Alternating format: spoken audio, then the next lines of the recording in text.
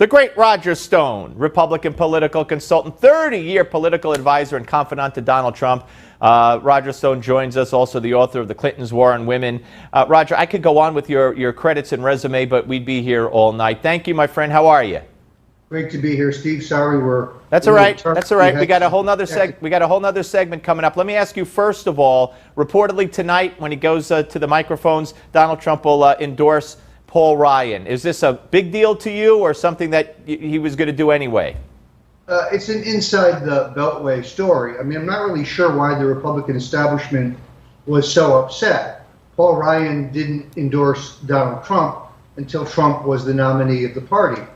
Paul Ryan is not yet the nominee for Congress in his district. He has a Republican primary and he's in a competitive race. John McCain in a competitive race, not yet the Republican nominee. Kelly Ayotte in New Hampshire, not yet the Republican nominee. Normally, the presidential candidate does not endorse candidates in a primary. So I'm confident that Trump will support the Republican nominee in all three of those races, but his hesitation in endorsing Paul Ryan aggravated the national chairman Reince Priebus. That's why you saw these flurry of stories that Trump was going to drop out and the party was starting to grapple with the process for replacing him as the nominee.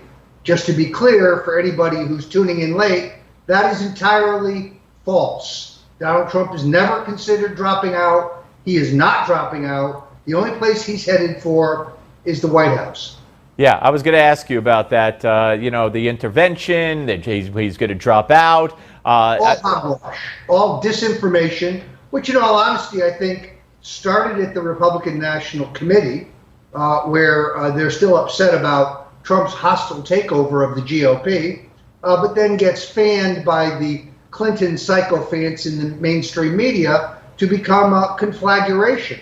And of course, if you were about to send a contribution to Donald Trump, or you were about to volunteer for his campaign, no wonder you would take a pause. Sure. Based on ABC telling you he's considering dropping out, which he isn't. All right, we're going to continue, Roger. Next segment, lots to talk about. The polls, also Hillary lying again today about what she, said to the people of this country. And ladies and gentlemen, if you're watching on DirecTV right now, channel 366 is the new channel we're going to be on in another week. You could begin watching channel 366 right now on Direct. So check us out on channel 366, DirecTV. That's where we're going to be going to. More with Roger and your calls coming up next.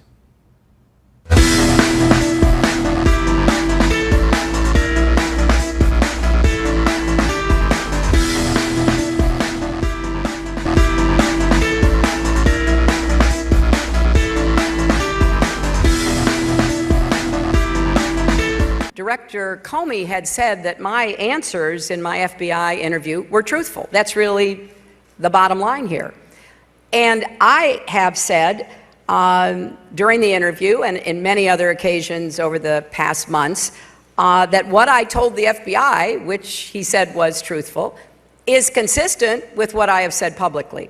So I may have short-circuited it, and for that I will try to clarify, because I think Chris Wallace and I were probably talking past each other because, of course, he could only talk to what I had told the FBI, and I appreciated that. All right, that's baloney. We documented that in the previous segment. Rejoining us is Roger Stone, Republican political consultant, 30-year political advisor and confidant to Donald Trump, author of The Clintons' War on Women. Roger, she lied again today, and to the credit, the media, the mainstream media, CNN in particular, has been calling her out for this lie. When does she stop? And there's one more I want to play you from today also, which I think is going to freak you out. But when does she stop with this lie? Yeah, liar, liar, pantsuit on fire. She lies about everything. She lies about being broke when she left the White House. She lies about being under sniper fire at the Bosnia airport. She lies about stealing the furniture and the silver and the china when she left the White House. She lied about the Whitewater billing records in her law firm. She lied about being her grandparents being immigrants. She lied about being named after Sir Edmund Hillary. She lies when telling the truth would be easier. she's incapable of telling the truth. It's why she is disqualified from being president of the United States. All right, now here she was at. Listen to this question and this answer today. Here it is. What is the most meaningful conversation you've had with an African American friend? Oh my gosh. Well, can I tell you that I am blessed to have a crew of great friends. She described her African American friends as a crew. Weigh in on that, and then tell me what would happen if Donald Trump did that. Well, first of all, let's be very clear. The reason an entire generation of young African American men are incarcerated today for nonviolent crimes, including possession of small amounts of drugs, is because of Bill Clinton's 1994 crime bill. Hillary Clinton said of that bill it was necessary because blacks were super predators who must be brought to heel. This is the same Bill Clinton who went to federal court to argue that the Arkansas state troopers should be allowed to engage in racial profiling and when it comes to pulling over motorists. So the Clintons have had their share of dog whistle politics. She's never done anything for black people. The only place she wants to feed black people is in a prison cafeteria. So, and of course, black unemployment during the Clinton years, during the Obama years, has skyrocketed. In fact, as you know, Steve, they take people who are no longer looking for work out of the statistics so they can dress the statistics up and make them look even better. They're a disaster. Donald Trump is a job creator. If he had said something like this today, he would be accused of racism in a New York minute. All right, let me ask you about the polls. Even Georgia, now 4 points up for Hillary. 15 points nationally in some polls for Hillary, 10 in others. James Carville says, and others, even Pat Caddell, James Carville, have said, wait a minute, these polls appear to be weighted heavily in favor of Democrats.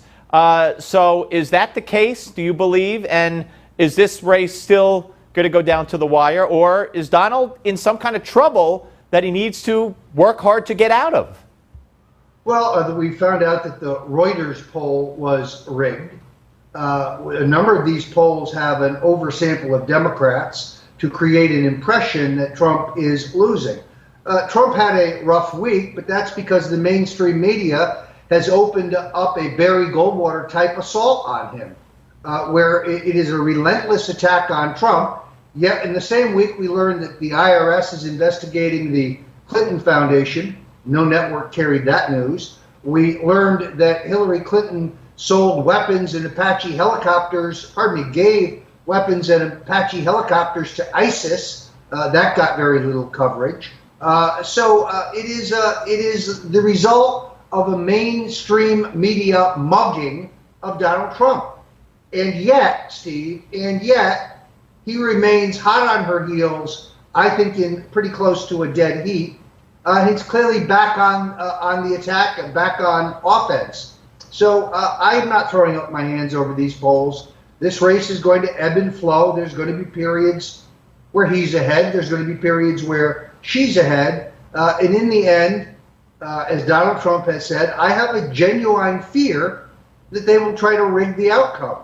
I read today on the Fox News opinion site, Julie Roginski, the Democratic consultant, who I like very much and have a lot of respect for, but she says voter fraud in this country is virtually non-existent.